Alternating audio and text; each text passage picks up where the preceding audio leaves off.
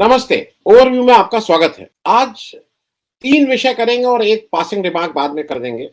पहले 3 विषय, सरकार नहीं चलने देगी सदन जब तक अडानी की बात करेंगे। दूसरा, बजट में लंबी चौड़ी योजना, धरातल पर कुछ भी नहीं। तीसरा, सुप्रीम कोर्ट के पास नहीं एमएलए खरीद फरोख्त केस सुनने का।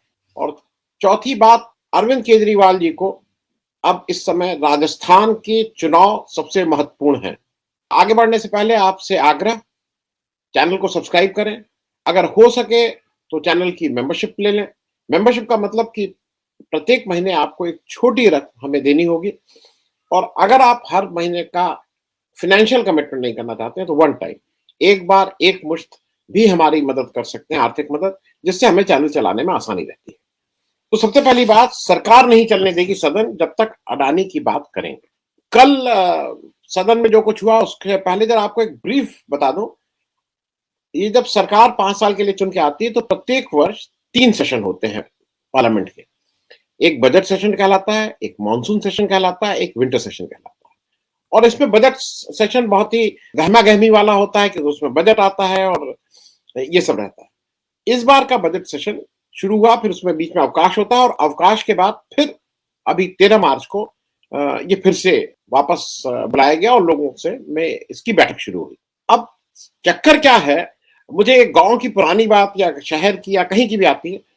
जो चोरी करता है ना, वो सबसे जोर जोर से बोलता है, चोर चोर चोर, पकड़ो पकड़ो पकड़ो।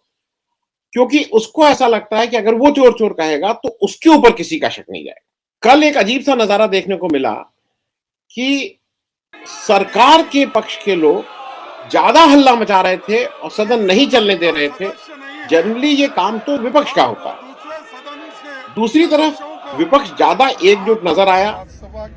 उसमें केवल एक टीएमसी है जो इसमें नहीं थी, और उसका एक कारण यह भी कि अभी जो हाल के जो धरपकड़ हो रही है उसमें टीएमसी को थोड़ा छूट मिली हुई है, इसलिए शायद वो साथ नहीं आए कल। लेकिन बाकी सारे विपक्ष एक साथ हैं। कल की घटनाक्रम से एक चीज बिल्कुल स्पष्ट है कि किसी भी कीमत पर दोस्त को बचाना है, चाहे कुछ हो जाए, दोस्त के ऊपर आंच नहीं आने देंगे। एक तरफ ऑपोजिशन एक मत है।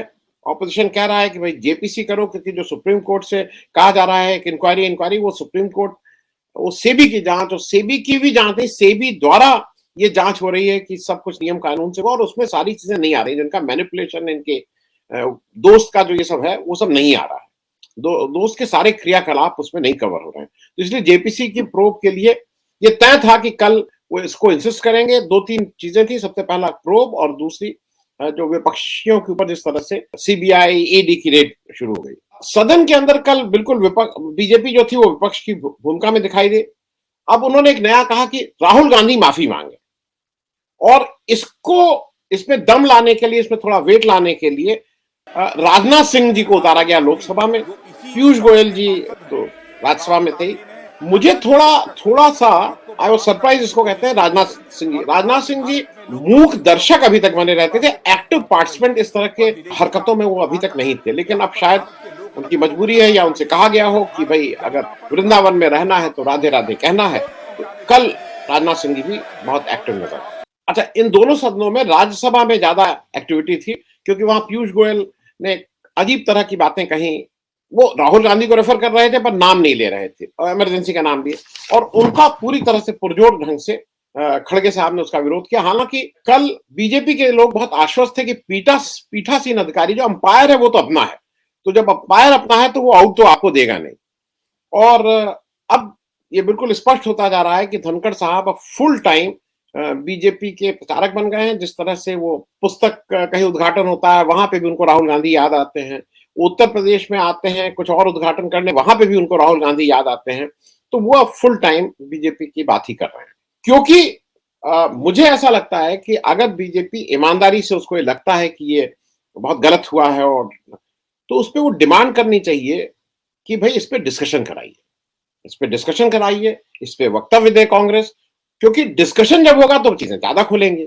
बीजेपी डिस्कशन नहीं कराना चाहती है, क्योंकि वो जानती है कि डिस्कशन कराएगी तो उसकी पोल पट्टी ज्यादा खुल जाएगी। विपक्ष की दूसरी मांग जो रेड की है, जिस तरह से ईडी और सीबीआई कर रहे हैं, उस पे भी सरकार बचना चाह रही है, अवॉइड करना चाह रही है उन बातों को। कल जब पीयूष गोयल जी गला फाड़-फाड़ के बता रहे थे कि इस देश में मीडिया कितनी इंडिपेंडेंट है, इलेक्शन कमीशन इंडिपेंडेंट है, सीबीआई, ईडी इंडिपेंडेंट है, जुडिशल, आपको कहीं हंसी नहीं आ रही थी? मतलब मैं इसीलिए बोला ना कि जोर-जोर से जो इसका मिसयूज करे वही इसको जोर-जोर से बोले, तो उनको लगता है जोर-जोर से बोलने से जो झूठ है वो भी सत्य हो जाएगा। मुझे एक दूसरी तरह की चीज लग रही है, भाजपा धीरे-धीरे अपने बनाए जाल में खुद उलझती जा रही है। अगर आप एक तरफ ये कह रहे हैं कि राहुल गांधी ने विदेश में बोल के देश का सम्मान घटाया, तो जो प्रधानमंत्री जी ने बोला विदेश की धरती पे, जब उनको शर्म आती थी, उनके अनुसार किसी भी भारतीय को शर्म आती थी भारतवर्ष में जन्म लेने पे, उस पे नहीं बात होनी चाहिए। उस पे वो अगर ये माफी मांगेंगे तो उस पे वो क्या मांगेंगे? एक समय था जब लोग यार पता नहीं पिछले जन्म में क्या पाप किया था, हिंदुस्तान में पैदा हुए, ये कोई देश है, ये कोई सरकार है, ये कोई लोग है, चलो छोड़ो चले जाए कहीं और। देखिए, ये माफी मांगना और ये सब बातें, एक्सट्रीम बातें इसलिए की जा रही हैं कि प्रैक्टिकल नहीं है। इस देश ने कभी मोदी जी से कहा कि आपने जो नोटबंदी की और जिससे जो हालत आम आदमी की कर दी, आपसे कहा गया कि माफी मांगिए? आपसे कहा गया कि जब ऑक्सीजन की के बिना लोग मर रहे थे और जिस तरह से उनको दफनाया गया था और जिस तरह से आपने जो ट्रीटमेंट किया था, इस देश ने आपसे कहा कि माफी मांगिए? ये माफी मांगी, ये करिए नहीं।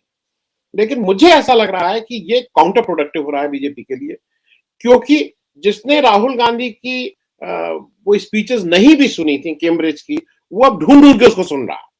और जब वो ढूंढ-ढूंढ के सुन रहा है तो एक चीज तय है, उसमें कंटेंट इतना है कि अगर आप उसको सुनेंगे तो आप उनकी बात से इत्तेफाक रखेंगे। वो उसमें जुमलेबाजी नहीं है ना।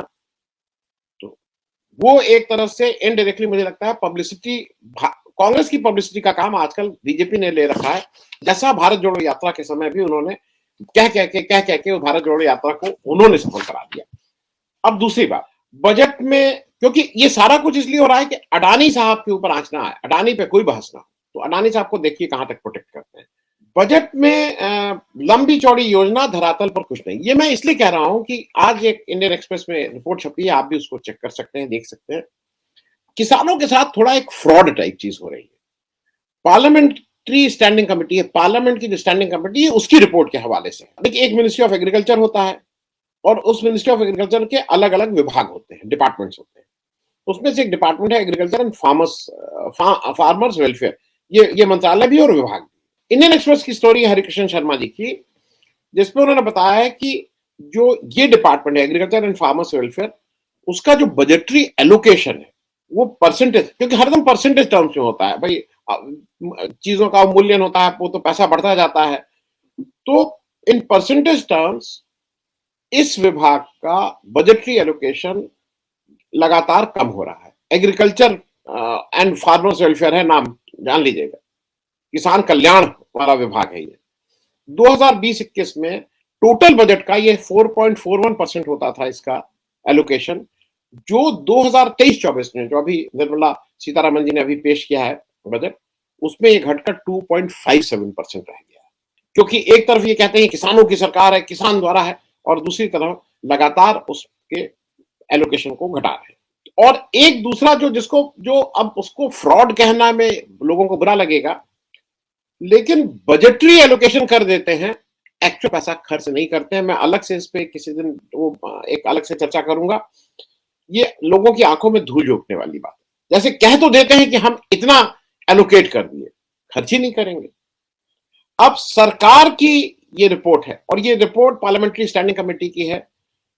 उनकी रिपोर्ट के अनुसार पिछले 3 वर्षों में केवल इस विभाग में कृषि एवं कृषि कल्याण एवं किसान कल्याण में 44,015 करोड़ रुपए के फंड नॉन यूटिलाइजेशन के चलते सरेंडर किए गए, यूटिलाइज नहीं किया गया।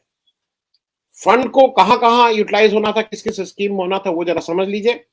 वेलफेयर ऑफ शेड्यूल ट्राइब सबसे पहले था, नॉर्थ ईस्टर्न स्टेट्स, एनईएस जो बोलते हैं, फिर शेड्यूल कास्ट प्लान एससीएसपी, और फिर ट्राइबल एरिया प्लान टीएएसपी। जो इस पे कहीं कोई कार्रवाई नहीं हुई।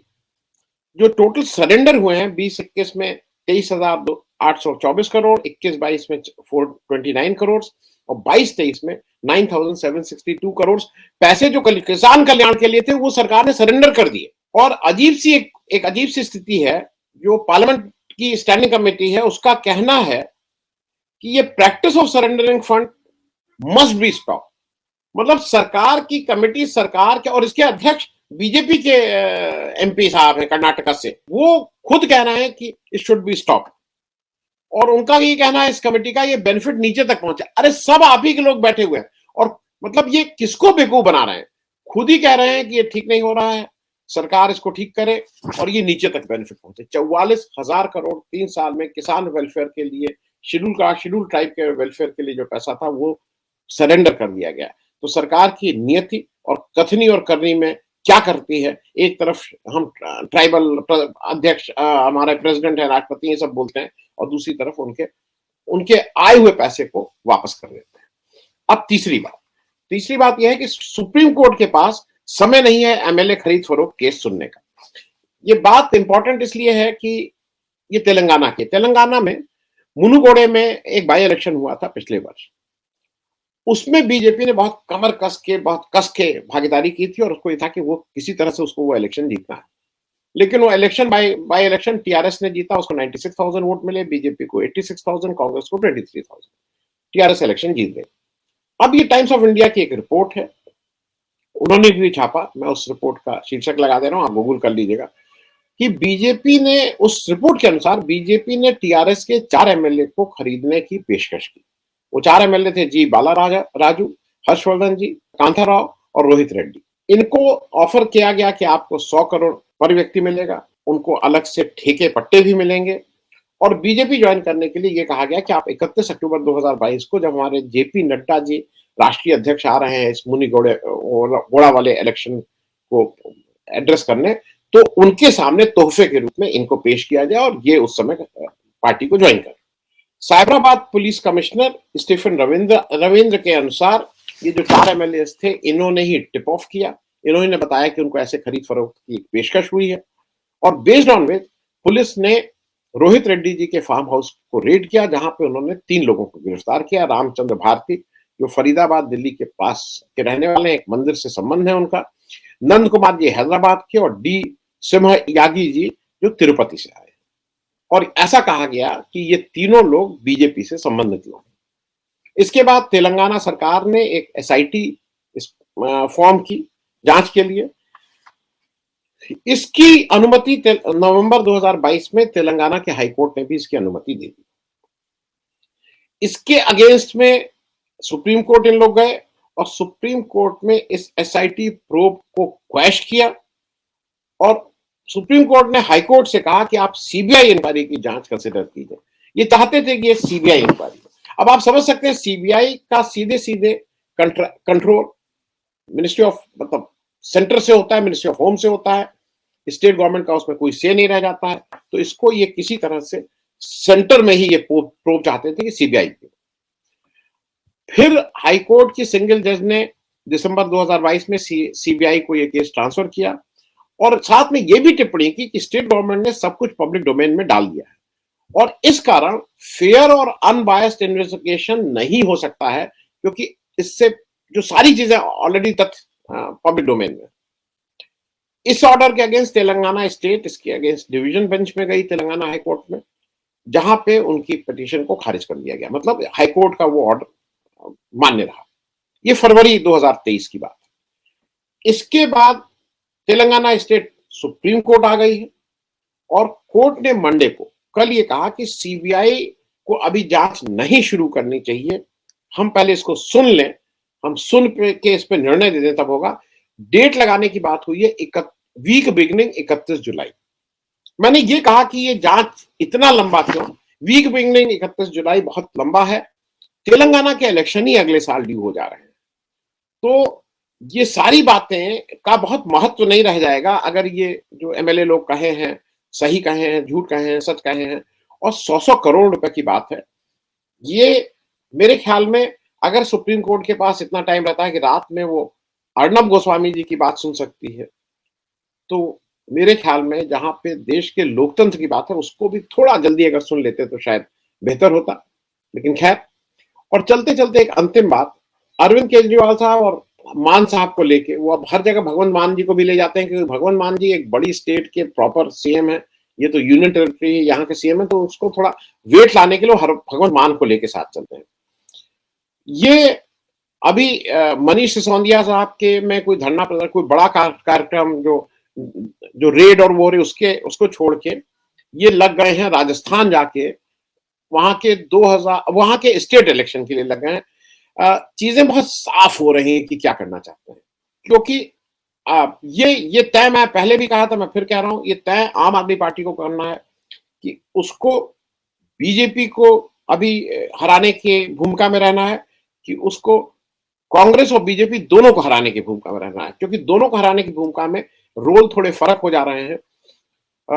इमीडिएट उनका टारगेट क्या है, लॉन्ग टर्म टारगेट क्या है, ये देखने वाली बात होगी, क्योंकि इस समय सारे काम धाम छोड़ के मनीष सिसोदिया के साथ कुछ और धरना प्रदर्शन करते हैं उनको छुड़ाने के लिए, उसकी जगह राजस्थान जाके स्टेट इलेक्शन की बात करना और ये सब करना, वो कुछ मुझे बेमानी सा लग रहा है इस समय।